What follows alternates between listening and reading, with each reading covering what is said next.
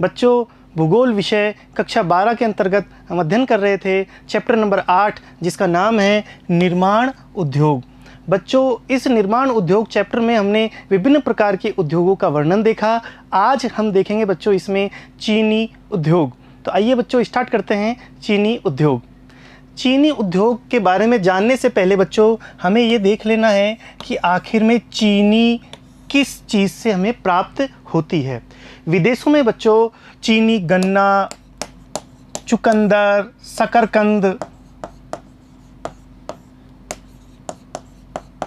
ठीक है बच्चों, और अन्य दूसरे प्रकार की चीज़ों से चीनी प्राप्त होती है। लेकिन भारत में बच्चों चीनी प्राप्त करने का एकमात्र स्रोत है केवल गन्ना, ठीक है। हालांकि दूसरी चीज़ों से भी प्राप्त होती है लेकिन बड़ी मात्रा में भारत में गन्ने से ही चीनी प्राप्त होती है, ठीक है बच्चों। गन्ने से चीनी प्राप्त करने की दिशा में हम ये जानते हैं बच्चों कि पुरातन समय से ही भारत में गुड़, खांडसारी और चीनी इस तरीके की चीज़ों का जो उत्पादन था पुराने समय से ही होता था। चीनी जैसी चीज़ थी बच्चों ये अंग्रेज़ों के समय के बाद हुई, जबकि खांड, गुड़ और विभिन्न प्रकार की जो चीज़ें थी वो पुरातन समय से ही प्राप्त हो रही थी, ठीक है। तो यहाँ पर खांडसारी उद्योग के अंतर्गत सभी प्रकार की चीज़ें आती है।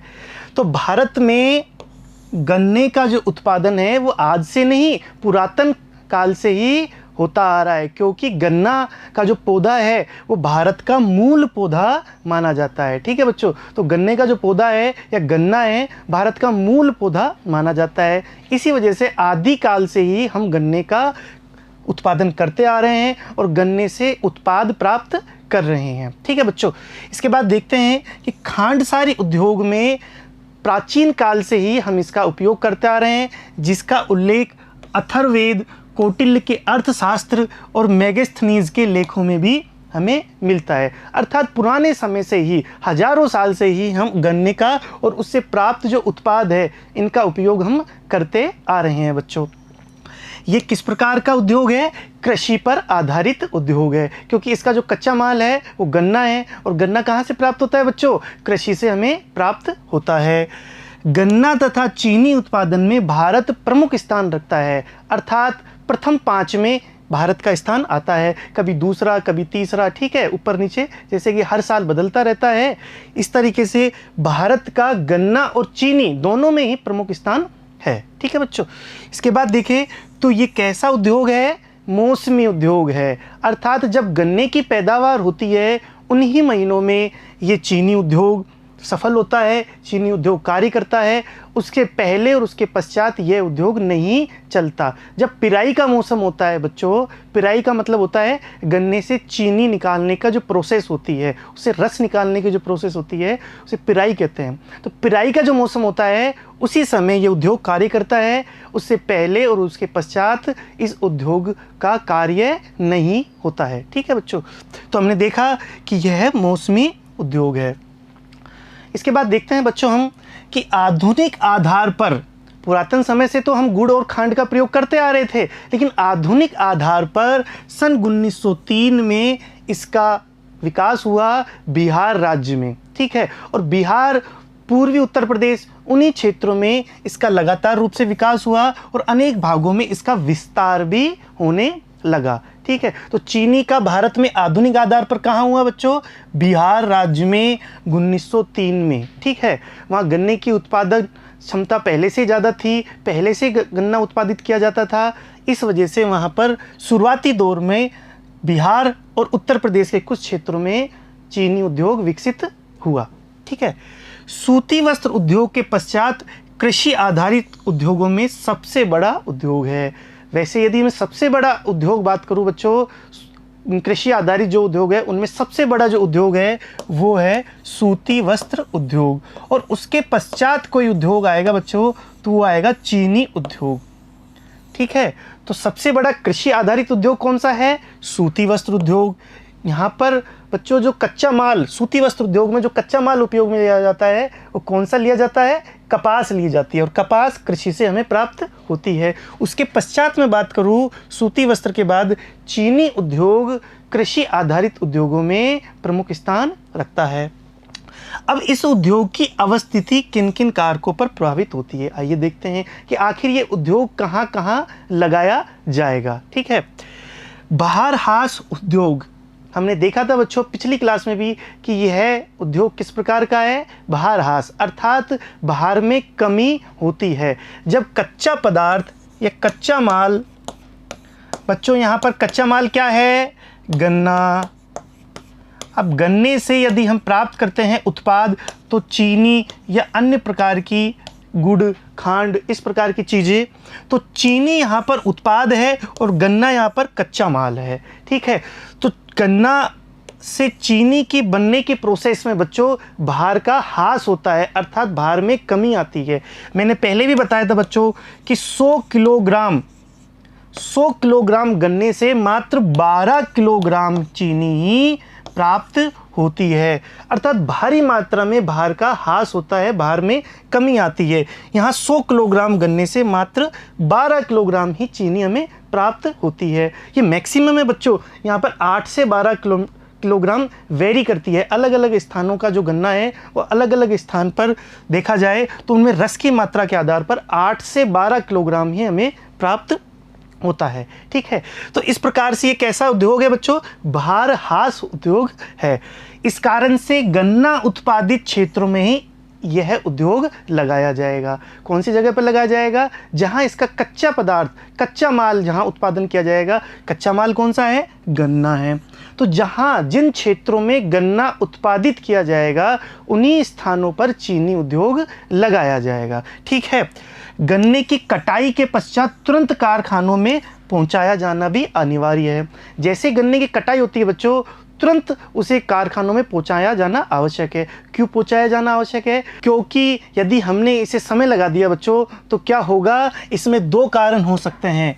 2 कारण कौन कौन से हो सकते हैं, समय यदि अधिक लगा तो एक तो सुक्रोज की मात्रा जो इसमें रस होता है बच्चों वो घटने लगती है। जैसे जैसे समय बीतता जाएगा वैसे वैसे गन्ने का जो रस है वो कम पड़ता जाएगा, अर्थात सुक्रोज की मात्रा कम पड़ती जाएगी। ठीक है, इसके अलावा यदि हमने दूरी पर ले गए, अधिक दूर पर ले गए तो परिवहन अर्थात भाड़ा, जो परिवहन व्यय होगा, भाड़े में जो खर्चा होगा वो भी बढ़ जाएगा। क्योंकि यहाँ पर हम जानते हैं कि गन्ने को ले जाना ज़्यादा टफ है बजाय के उसके उत्पाद चीनी को। ठीक है, तो 100 किलोग्राम गन्ने को यदि हम ले जाएंगे, उसका परिवहन व्यय देखेंगे, उसके बजाय हम चीनी को ही ले जाएं। इस वजह से यह जो उद्योग है वो कहाँ पर लगाया जाएगा बच्चों, जहाँ पर गन्ना की प्राप्ति हमें हो रही है। ठीक है, इसके बाद देखो, आधुनिक परिवहन के साधनों के बावजूद भी यदि कोई कहे कि चलो ठीक है आधुनिक परिवहन के साधन हो गए, जैसे कि ट्रेन है, तेज चलती हुई गाड़ियाँ है, मोटर व्हीकल है, ट्रैक्टर है, यदि इन पर भी यदि हम बात करें बच्चों तो भी 70-75 किलोमीटर से अधिक दूरी पर इनको ले जाना संभव नहीं है। जबकि पुरातन समय में जब केवल बैलगाड़ी थी वहाँ तो 20 किलोमीटर या 25 किलोमीटर से ज़्यादा ले जाना बिल्कुल भी संभव नहीं था, क्योंकि बैलगाड़ी धीरे चलती है। यदि हम बात करें आधुनिक परिवहन के साधनों की तब भी बच्चों 70-75 किलोमीटर से ज़्यादा ले जाना संभव नहीं है। यदि अधिक दूरी तक यदि हम ले गए तो एक तो परिवहन लागत बढ़ जाती है, मैंने बताया, साथ ही सुक्रोज की मात्रा में भी कमी होने लगती है। इस वजह से जहाँ पर गन्ना उत्पादित किया जाएगा वहीं पर ही चीनी उद्योग विकसित किया जाएगा। ठीक है बच्चों, साथ ही हमें एक चीज़ और देखने को मिली बच्चों कि ऊर्जा के लिए गन्ने की खोई ईंधन के रूप में यहाँ पर काम में ली जा सकती है। अब गन्ने की खोई क्या होती है बच्चों, गन्ने से जब रस निकाल लिया जाता है तो उसमें जो उत्पाद बचता है, जो प्रोडक्ट बच जाता है उसे हम खोई कहते हैं। ठीक है, और उस खोई का उपयोग हम ईंधन के रूप में ले सकते हैं। इस वजह से इस उद्योग जो चीनी उद्योग है बच्चों, इसमें ऊर्जा की ज़्यादा आवश्यकता नहीं होती है। ठीक है, बाह्य ऊर्जा, ठीक है, तो इसकी खुद की बनाई हुई खोई से ही हम ईंधन प्राप्त कर लेते हैं, इसलिए ऊर्जा की ज़्यादा समस्या नहीं है। इसलिए कोयला क्षेत्र या जल विद्युत जैसी चीज़ों की यहाँ पर आवश्यकता नहीं है। इसलिए केवल और केवल एक ही कारक जिम्मेदार है, वो है क्या बच्चों, कच्चा माल। ठीक है, दूसरे प्रकार के कारक यहाँ पर गौण हैं। ठीक है, अब कच्चा माल जहाँ होगा वहीं चीनी उद्योग लगाया जाएगा। इसका वितरण बच्चों हम देखें कि भारत में कौन कौन से क्षेत्रों में चीनी की मिलें स्थापित है, तो देखते हैं कि उत्तर प्रदेश, महाराष्ट्र, बिहार, आंध्र प्रदेश, तमिलनाडु तथा कर्नाटक में ही भारत में अधिकांश चीनी मिलें है। इन्हीं राज्यों में 90% से अधिक चीनी मिलें इन्हीं राज्यों में मिलती है बच्चों, है ना। इसके बाद देखें, पहला है हमारा उत्तर प्रदेश।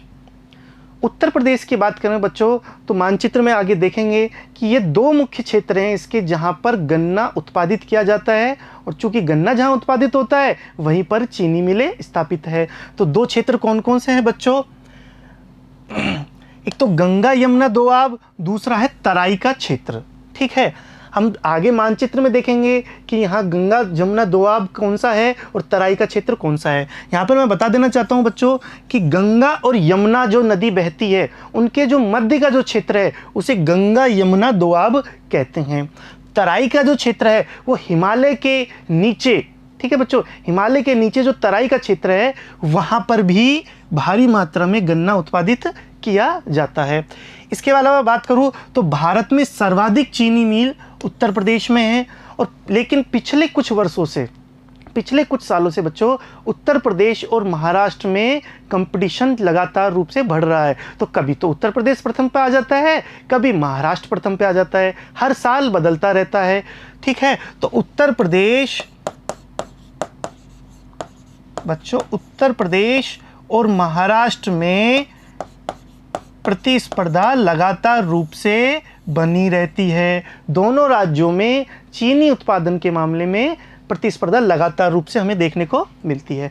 आइए यूपी के अंदर उत्तर प्रदेश में कौन कौन से ज़िले महत्वपूर्ण हैं? सहारनपुर, मेरठ, मुजफ्फरनगर। यदि मैं बात करूं तराई क्षेत्र में बच्चों तो गोरखपुर, बस्ती, देवरिया, सीतापुर, गोंडा, अयोध्या आदि प्रमुख उत्पादक जिले हैं जहां पर चीनी मिल उपस्थित है। ठीक है बच्चों, तो उत्तर प्रदेश का स्थान प्रथम है। साथ ही महाराष्ट्र का स्थान भी प्रथम कभी कभी आ जाता है। दोनों में हमने देखा कि प्रतिस्पर्धा लगातार रूप से पाई जाती है। यहाँ सबसे बड़ा जो केंद्र है वो है अहमदनगर। अहमदनगर जो जिला है बच्चों वो महाराष्ट्र का सबसे बड़ा चीनी उत्पादक केंद्र है। अन्य उत्पादक जिलों में कोल्हापुर, पुणे, उत्तरी सतारा, दक्षिणी सतारा, सोलापुर और औरंगाबाद जिले हैं। ठीक है बच्चों, इसके बाद देखूं मैं तो तीसरा है आंध्र प्रदेश प्लस तेलंगाना, या फिर यूँ कह सकते हैं पुराना आंध्र प्रदेश। ठीक है, यहाँ पर मैं बात करूँ बच्चों तो पूर्वी गोदावरी, पश्चिमी गोदावरी, कृष्णा, विशाखापट्टनम, निज़ामाबाद, हैदराबाद, मेडक और चित्तूर आदि जिलों में चीनी मिल स्थित है। कर्नाटक की बात करूं बच्चों तो बेलगांव, राचूर, पांडवपुरा, समेश्वर आदि क्षेत्रों में चीनी मिल है। बिहार में बच्चों उत्तरी बिहार, यहाँ पर भी तराई वाला जो क्षेत्र है उत्तरी बिहार में, वहीं पर चंपारण, सारण, मुजफ्फरपुर, दरभंगा और पटना आदि क्षेत्रों में चीनी मिल उपस्थित है। ठीक है बच्चों, और तमिलनाडु के अंदर मैं बात करूँ तो कोयम्बटूर, अरकार, रामनाथपुरम आदि क्षेत्रों में चीनी मिल है। और अन्य राज्यों में पंजाब, हरियाणा, राजस्थान, गुजरात, पश्चिम बंगाल और ओडिशा में भी कुछ मात्रा में चीनी मिल उपस्थित है। ठीक है बच्चों, तो यहाँ हमने देखा कि विभिन्न राज्यों के विभिन्न क्षेत्रों में कहाँ कहाँ चीनी मिल है, उनके क्या कारण हैं। इसके बाद देखते हैं इस मैप के अंतर्गत कि आखिर में ये चीनी मिल कौन कौन से क्षेत्रों में कहाँ कहाँ पर उपस्थित है। ठीक है बच्चों, दिए गए मानचित्र में हम स्पष्ट रूप से देख सकते हैं बच्चों कि उत्तर प्रदेश में सहारनपुर, मुजफ्फरनगर, मेरठ, लखीमपुर, शाहजहांपुर, बरेली अर्थात पश्चिमी यूपी के इस क्षेत्र में, पश्चिमी यूपी के इन क्षेत्रों में भारी मात्रा में हमें चीनी मिल दिखाई देती है। उसके बाद देखो बच्चों यूपी और बिहार के जो तराई क्षेत्र है, ठीक है बच्चों, यूपी और बिहार के तराई क्षेत्रों में गोंडा, गोरखपुर, दरभंगा, मुजफ्फरपुर, देवरिया, बस्ती और यहाँ गया भी इसमें शामिल है जहाँ पर चीनी मिल उपस्थित है। यदि मैं बात करूँ बच्चों पंजाब में फगवाड़ा और धूरी, राजस्थान में गंगानगर, गुजरात में राजकोट, ठीक है बच्चों, तो इस प्रकार से उत्तरी भारत में यहाँ इन क्षेत्रों में चीनी मिल उपस्थित है, जो कि गन्ना उत्पादित क्षेत्रों में ही पाई जाती है। यदि मैं बात करूँ दक्षिण भारत में बच्चों, दक्षिण भारत में इसका विस्तार लगातार रूप से बढ़ रहा है। इसकी चर्चा हम आगे की स्लाइड्स में करेंगे। यहाँ पर महाराष्ट्र में अहमदनगर सबसे बड़ा केंद्र है, हमने देखा था, शोलापुर और सतारा। कर्नाटक में बेलगांव और शिमोगा। आंध्र प्रदेश में श्रीकाकुलम, विशाखापट्टनम, विजयवाड़ा और चित्तूर। तमिलनाडु में कोयम्बटूर और तिरुचिरापल्ली, साथ ही पुडुचेरी जो कि केंद्र शासित प्रदेश है, वहाँ भी चीनी उद्योग विकसित अवस्था में है। तो हमने देखा बच्चों यहाँ पर या तो ये यूपी बिहार के इन क्षेत्रों में पाया जाता है मुख्य रूप से, या फिर दक्षिण के इन राज्यों में मिलता है। मध्य भारत में इसकी उपस्थिति लगभग नगण्य है। ठीक है, अब हमें यह भी देखने को मिल रहा है बच्चों कि उत्तर भारत का जो चीनी उद्योग था, जो पहले काफ़ी विकसित अवस्था में था, वो लगातार रूप से दक्षिण भारत की ओर शिफ्ट होता जा रहा है। इसके क्या कारण हैं? ऐसे कौन कौन से कारक जिम्मेदार है जिसके कारण से उत्तर भारत में चीनी उद्योग का विस्तार दक्षिण भारत में हो रहा है? आगे की स्लाइड्स में हम देखेंगे। ठीक है, तो इस मैप में हमने देखा कि भारत में चीनी उद्योग कहाँ कहाँ पर है। इस मैप के आधार पर बच्चों अपने जो खाली मैप है उसमें चीनी उद्योग के क्षेत्रों को दर्शाना है। ठीक है, इसके बाद में देखते हैं बच्चों हम कि चीनी उद्योग का दक्षिण भारत की ओर स्थानांतरण। ठीक है, हमें यह भी ट्रेंड देखने को मिल रहा है बच्चों कि उत्तर भारत जो कि सर्वाधिक चीनी उत्पादक क्षेत्र था अभी तक, वो लगातार रूप से कम होकर के दक्षिण भारत की ओर शिफ्ट हो रहा है। पहले उत्तर प्रदेश तथा बिहार में 90% चीनी तैयार होती थी बच्चों, अब ये क्षेत्र घट करके केवल 60% रह गया है। ऐसे कौन कौन से कारण हैं? इसके कारण है बच्चों दक्षिण भारत की उष्णकटिबंधीय जलवायु, जिसमें गन्ना मोटा तथा अधिक रसयुक्त होता है। हम जानते हैं कि दक्षिण भारत में कैसी जलवायु है? उष्णकटिबंधीय जलवायु है। अपेक्षाकृत उत्तर भारत से दक्षिण भारत में अधिक उष्णकटिबंधीय क्षेत्र है। ठीक है, हमने देखा। इस कारण से जो दक्षिण भारत का जो गन्ना है वो अधिक मोटा होता है, उसमें रस की मात्रा भी अधिक होती है। साथ ही दक्षिण भारत की जो जलवायु है बच्चों वो आर्द्र प्रकार की भी होती है, तटीय अवस्थिति होने के कारण। ठीक है, इसके अलावा बात करूं बच्चों, उष्ण व आर्द्र जलवायु के कारण गन्ने की पिराई 8 माह तक होती है। गन्ने की जो पिराई है वो 8 माह तक होती है, जबकि उत्तर भारत में मात्र 4 महीने की होती है। ठीक है, यहाँ पर दक्षिण भारत में बच्चों 8 माह तक और उत्तर भारत में बच्चों केवल 4 माह तक गन्ने की पिराई होती है। पिराई का अर्थ होता है बच्चों, हम जैसे कि मैंने पहले बताया था, गन्ने से गन्ने का रस प्राप्त करना वो पिराई कहलाता है, और उसी रसी से हम दूसरे प्रकार के प्रोडक्ट प्राप्त करते हैं, जैसे कि गुड़ है, खांड है, चीनी है। ठीक है बच्चों, तो ये पिराई है वो दक्षिण भारत में 8 महीने तक चल सकती है। ठीक है, जबकि उत्तर भारत में शुष्कता होने के कारण, ठीक है, उत्तर भारत में शुष्कता होने के कारण 4 महीने में ही यह चल सकती है। और दक्षिण भारत की जो जलवायु है बच्चों वो कैसी है? उष्ण है और आर्द्र है, साथ ही तटीय इसकी अवस्थिति है। ठीक है, 3 तरफ समुद्र से जुड़ा हुआ है। इस कारण से यहाँ की जलवायु के कारण भी इसकी पिराई 8 महीने चल सकती है। इसके अलावा बात करूँ बच्चों, दक्षिण भारत में अधिकांश जो मील है वो नई है।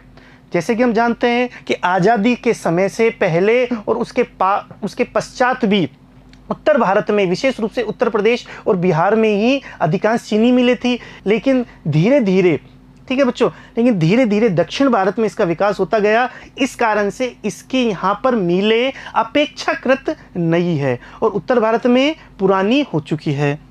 साथ ही मैं बात करूँ, दक्षिण भारत में चीनी मिलें सहकारी क्षेत्र की है, जिनका संचालन अच्छे तरीके से होता है। बच्चों यहाँ पर ये बहुत इंपॉर्टेंट फैक्टर है कि दक्षिण भारत की जो चीनी मिलें हैं वो सहकारी क्षेत्र की है। ठीक है, अब सहकारी क्षेत्र की होने से क्या अर्थ हुआ बच्चों? आप सोच रहे होंगे कि इसका क्या मतलब हुआ।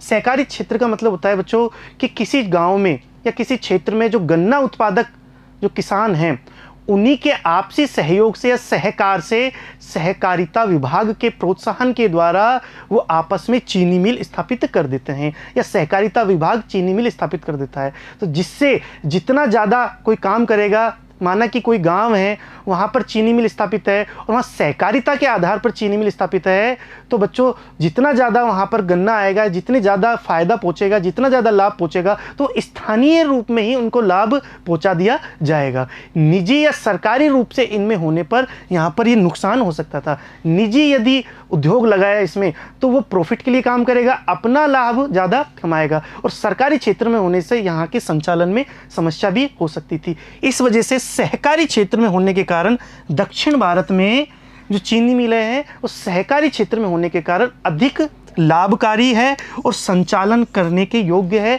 जिससे कि वहाँ अच्छा काम हो रहा है। ठीक है बच्चों, इसके बाद मैं बात करूँ तो चीनी उद्योग की क्या क्या समस्याएं हैं।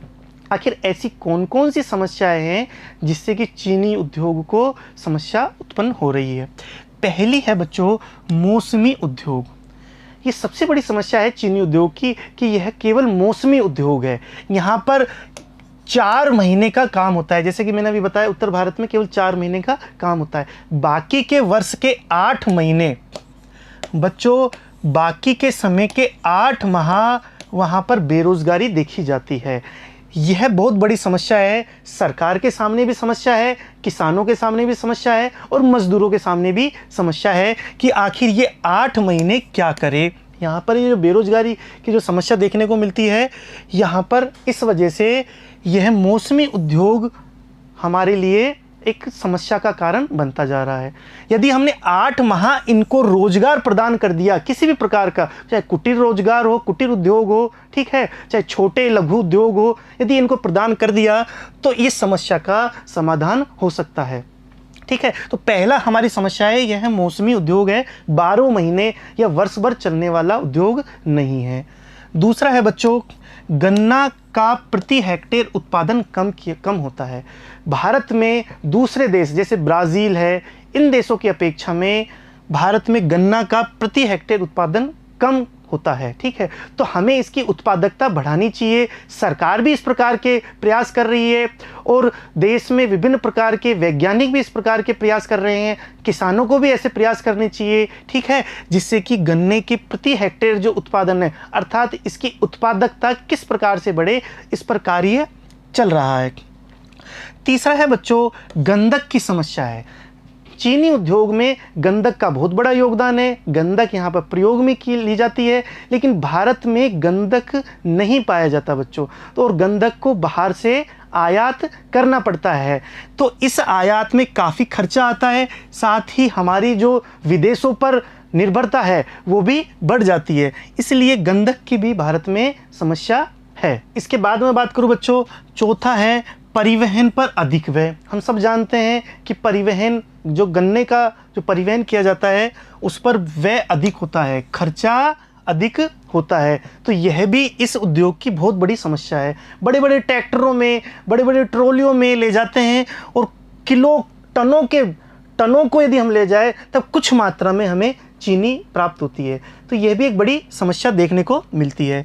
गन्ना का ऊंचा मूल्य, भारत में बच्चों गन्ना का मूल्य ऊंचा है, जिस वजह से चीनी उद्योग की समस्या देखने को मिलती है। साथ ही इसका सकारात्मक पहलू भी एक है बच्चों, गन्ना का ऊंचा मूल्य होगा तो किसानों को ज़्यादा पैसे दिए जाएंगे, जिससे कि उनकी आर्थिक और सामाजिक समस्याओं को दूर भी किया जा सकता है। तो सरकार को या दूसरे संस्थानों को यदि हम कुछ ऐसी राहत दे किसानों को, सरकार और संस्थान यदि किसानों को राहत दे बच्चों, जिससे कि गन्ना का जो मूल्य है उसमें कुछ सब्सिडी टाइप जैसी चीज़ें हो जाए, ठीक है, जिससे कि चीनी उद्योग की समस्या भी कम हो जाए और किसानों की समस्या भी दूर हो जाए, इस तरीके का कुछ प्रयास यदि करे, ठीक है, तो यह समस्या भी दूर हो सकती है। अगली है मिलों का आकार। भारत में बच्चों देखा जाए तो मिलों का आकार छोटा है, तो उसकी उत्पादन भी कम होता है। इस वजह से यह भी एक समस्या है। यदि बड़ी आकार की मिलें होंगी तो उत्पादन ज़्यादा होगा, उनकी लागत कम आएगी।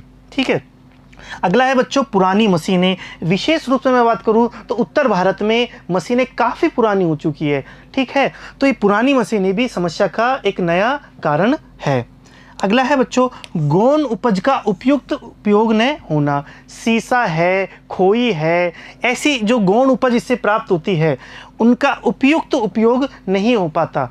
बहुत सारे कारण हैं बच्चों इनका उपयोग नहीं होने का, जैसे कि उनकी इंडस्ट्री है, बोतल बनाने की है, एल्कोहल बनाने की जो उनकी इंडस्ट्री है वो इन क्षेत्रों से काफ़ी दूर है, इस वजह से परिवहन में भी समस्या होती है। और दूसरी प्रकार की जैसे कि उपयोग में नहीं होना, ये भी एक प्रकार की समस्या होती है। अगला है ऊंचे कर।